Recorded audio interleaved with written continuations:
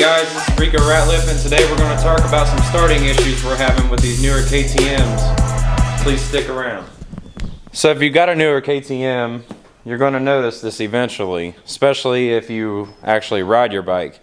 There's a few things that corrode on these bikes. People don't always know that, and especially a bike like this one. Okay, I have a Recluse.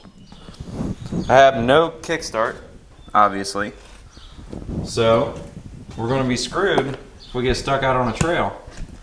So we're going to start by pulling this headlight off. Let me sit you guys up. Okay, so this bike actually comes with a number plate and not a headlight. But for the enduro rides, dual sports, whatever I'm doing, you have to have the headlight and tail light. So I went ahead and got that from Slavens Racing. That was a cheap fix. Anyways, there's a connector right here. This goes to your starter button. It's this white connector here. I'm going to cut a few zip ties and we're going to go from there.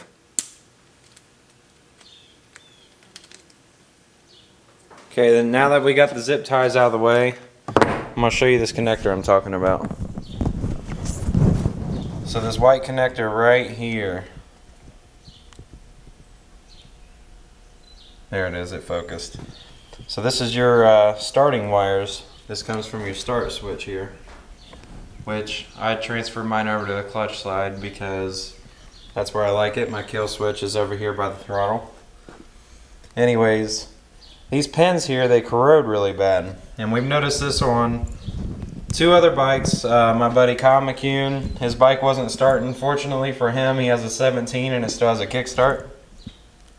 My buddy Jesse Coe, he actually had his pins corrode in there too, which I can't not get this thing to focus. Anyways, he hit me up and was like, hey, you need to do a video on these because I'm sure yours are getting ready to do the same thing. My bike still fires up, but I don't want to be stranded out on a trail. This could be really bad. You can't bump start it with a Recluse. Even if I turn in the slave cylinder all the way, if I turn it in all the way, I'll be able to bump start it, but it's not going to be ideal. This is a 450, 4-stroke. You know how they are trying to start them. So we're going to get this connector apart and we're going to talk about it. Okay, so now we have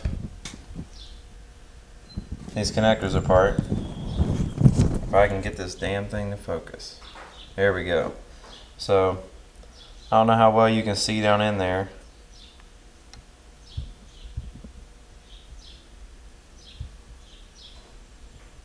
Like I said, my bike still fires up, but there is quite a bit of corrosion down in there, and that's just from water.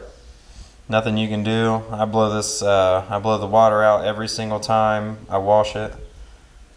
This bike has 36.1 hours, and Jesse's bike has 50 now. Kyle's has 115. So at some point they're going to fail. And you don't know when, but your best bet is to go ahead and handle this now. I have some butt connectors that I'm going to connect these.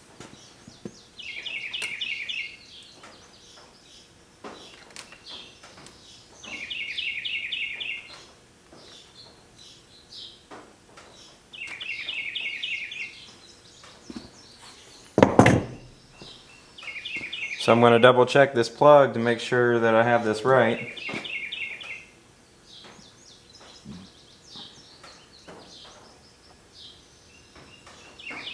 Yep, orange goes to brown, black goes to blue. That's why I don't understand all these jumpers and all that. It must be for somebody to tie into the harness. I don't really get it, but either way. 2 wires, that's it. So we're going to butt connect them and then heat this because this is a heat shrink style butt connector, which will make it airtight. Okay guys, and like that, got the butt connectors on. All I have to do is heat them up, and now you know for a fact this isn't going to corrode as long as it's sealed up tight. Like I said, if you look at this thing has all types of corrosion hanging out of the bottom of it and where the pins are at. This autofocus is awful lately. But anyways, this is what we're doing. Sorry, this is just a little bit of informational video because I don't want anybody to get 5, 10, 15 miles away from where their truck is and have to push their bike out. You know what I mean? I know some people carry tow straps. I need to start. But anyways, yeah. So I'm going to heat these up and then obviously I'll fire it up so that way you guys understand.